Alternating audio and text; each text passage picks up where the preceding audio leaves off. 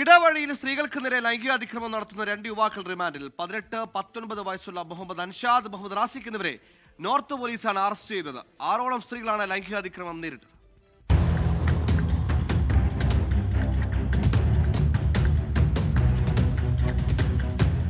ഇരുട്ട് മൂടിക്കിടക്കുന്ന കൊച്ചിയിൽ ഇടവഴികളിലൂടെ 2 യുവാക്കൾ ബൈക്കിലെത്തും.